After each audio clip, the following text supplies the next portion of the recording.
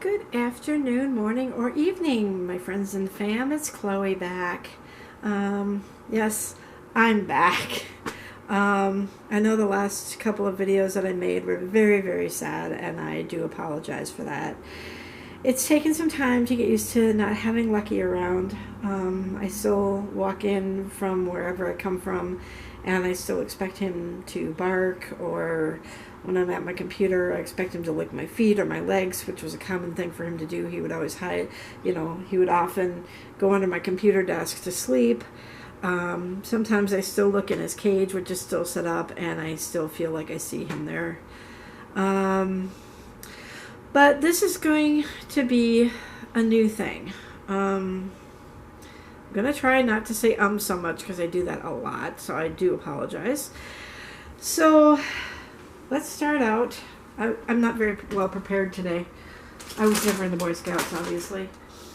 So I do have somewhere, I have a list of all of my subscribers here somewhere. Well, I did once upon a time. Might be in my notebook, which is down in my car. Sorry about the bad camera work. So we'll have to forego the shout outs today. I do apologize. I don't know all your names, so I don't want to just name a few of you and then not the rest of you. So just a shout out to everybody today. You're going to go on a journey with me. And a lot has changed over the past couple of weeks. Obviously, losing Lucky was a big thing. But obviously, this COVID thing has people going crazy. Those of you that have taken the stay-at-home order, I don't know exactly what the restrictions are in your state. Most of you are from Minnesota, so I can speak to you folks that this stay-at-home order really isn't stay-at-home, because the governor has allowed people to go out of their homes for essential things. He is allowing people to go to like the parks, go out for a drive. So it's not really forcing us to stay at home the way that Wuhan did. But I was getting really stressed out at work. So let's start with that, because I know some of you know that I am no longer working there. And a lot of my subscribers right now, the 36 of you, most of you are some of my former coworkers. And I'm sure that you have heard that I am no longer there. Pardon the neighbor here. So here's what happened. As you know, as a cashier, I can't speak for anybody in other departments, but as a cashier, we were under a lot of stress, a lot of new rules that we had to do. The first week, they put up a plexiglass between us and the customers. Second week, we couldn't use both belts to send the groceries down because people at the other end, for those of you that don't know, my grocery store, you had to bag your own groceries. So we had two belts. Once we scanned the items, we could send them down two different sides so that you'd have one order on one side and one order on the other side, but then the people down at the other end were not the 6 feet distance away from each other, so they decided that they were going to make us use just one belt so that we kept the 6 foot distance between people. Then the following week we had to clean the belt in between each and every customer, which most customers could understand, but a lot of them would tell me that they agree with me that they thought it was a little overkill. I know at Target, when I'd gone shopping at Target, they have the cashiers switch registers about every half hour so they can do a thorough cleaning on one register while the other register is being cleaned, and then they switch them back, and they kept doing that every half hour. Well, at my store, they couldn't do that because of the cash drawers and stuff like that would probably be way off, so they decided not to do that. Well, last week it was mandatory that everybody had to wear a mask, and that's where I drew the line. Now, that's where I said enough was enough. But that's not the only reason I left that day. It was one of the main reasons. And a lot of you are thinking, well, why wouldn't you want to wear a mask? Why would you leave your job just because you were forced to wear a mask? Well, let me explain. Most of my customers that would come through the door, I would say 90 to 95% of the customers that came through my line anyway, were wearing masks themselves. They were behind the plexiglass, so I felt that I was protected. I understand that I can get asymptomatic symptoms. That made no sense, but I'm sure you understand. You know that I misspeak a lot. I could be asymptomatic where I might not get the symptoms, but I could carry it and give it to other people. I can understand that. But like I said, most of these people wore masks anyway. Everybody pretty much, there were a few that would not follow the 6-foot rule, but for the majority of the time, people would follow the 6-foot rule. And so I felt it was unnecessary for the cashiers to wear a mask. You may disagree with me. You may be screaming at your computer right now or your phone or whatever you're watching me on. But just hear me out. This was a decision that did not come lightly to me. It had been coming on for a couple of weeks.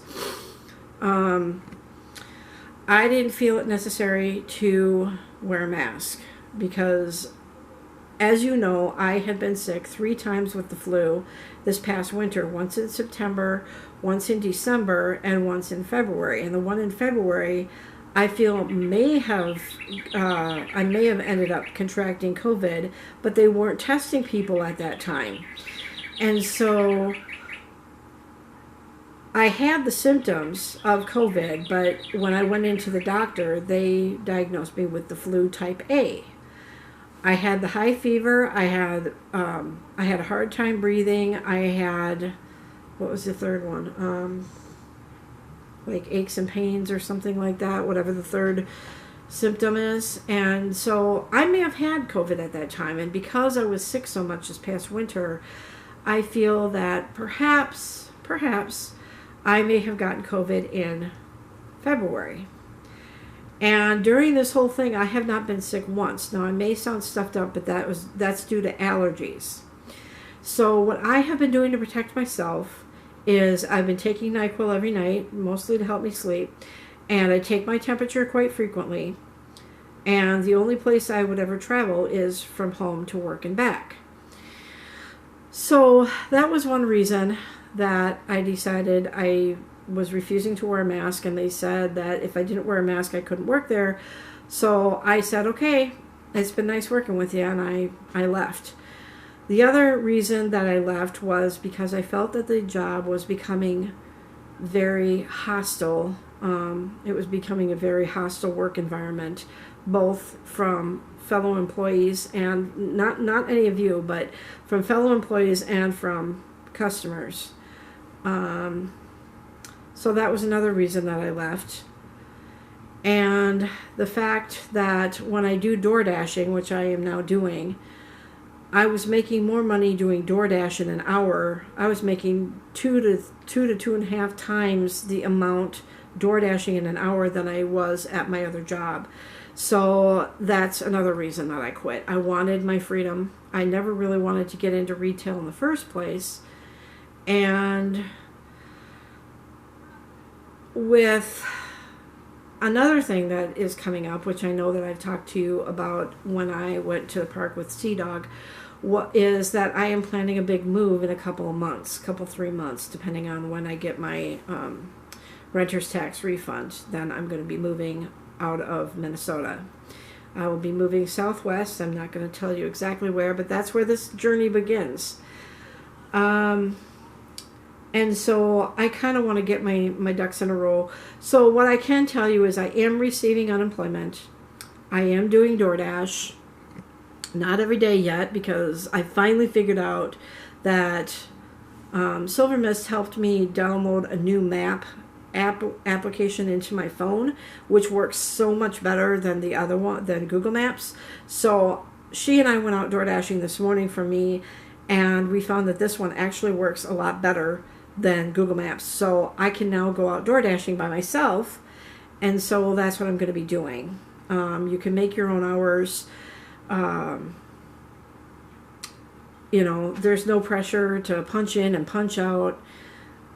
You can do it whenever you want. You can make as much money as you want or as little money as you want. You're not really in control of how much you make, but you can pick and choose which orders that you want to do.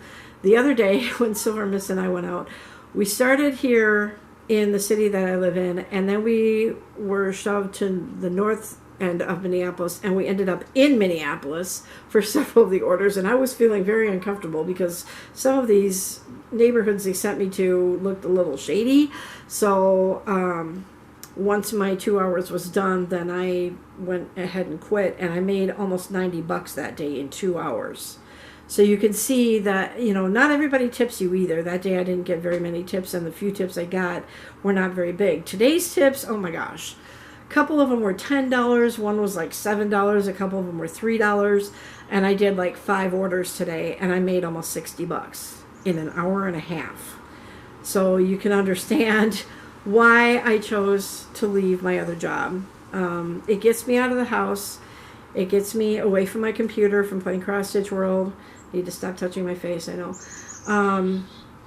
And it gets me out there making money and driving around and, you know, being out in the sunshine. It helps me.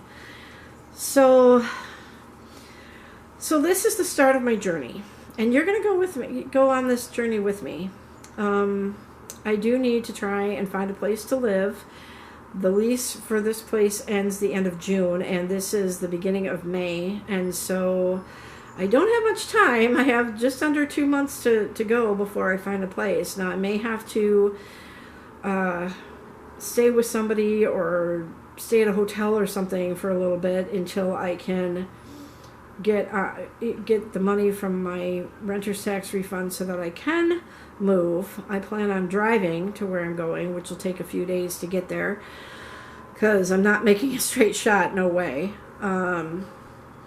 But for those of you that know me well, it's going to be a place that I absolutely love. This has been 8 years in the making, and probably even longer than that, but I know that I'm going to be much happier out in this place. I know that it's very expensive to live there, but I also lived in Northern Illinois, and it's not exactly cheap to live there either. So this is the start of my journey, and I want you guys to go on it with me. So with that, I'm probably almost at my 18 minutes. Oh, I'm only at almost 13, but we'll make this a shorter video. So if you are new to my channel, I know I'm late in saying this, but if you're new to my channel, I'd like to welcome you to my channel. I am Chloe. Please subscribe. Hit the subscribe button and the notification bell so you know when I upload a new video. Please comment below. Please hit the like button so that my video can be distributed to more people, because I have other YouTubers that I watch that say that helps distribute my videos, and then I can get more subscribers, and then I can make better content. So also, I need to know what kind of videos you want me to see, what kind of videos you want me to do, what kind of videos you want to see. I know one of you, John, said that you would like to see more haunted house videos. I will not do that at night. I can guarantee you right now. I will not do that at night. I'm not that crazy. Some of the videos that I watch, they do like a 30-minute alone challenge at 3 o'clock in the morning in a shady neighborhood. That's not me. I will go to these places in the daytime, but I do not do those things after the sun goes down. You don't know what kind of strange things are out there. I am into the paranormal, but I have not delved into it for a long time. I might watch videos about it from other YouTubers, but I do not delve into it. You will never see me owning a Ouija board or dowsing rods or tarot cards. For me now, it's just kind of a hobby, like a part-time hobby. So, also, please leave a comment below and let me know that you saw this video. As I say, I can see how many views I get, but I don't know who is watching my videos. So please leave a comment below. Let me know that you saw this video. Don't just leave a like, just please comment below. And so I'd like to take you on this journey with me. So welcome to my adventures, and as I always say, we'll see you on the next one, and you guys have a sunny day.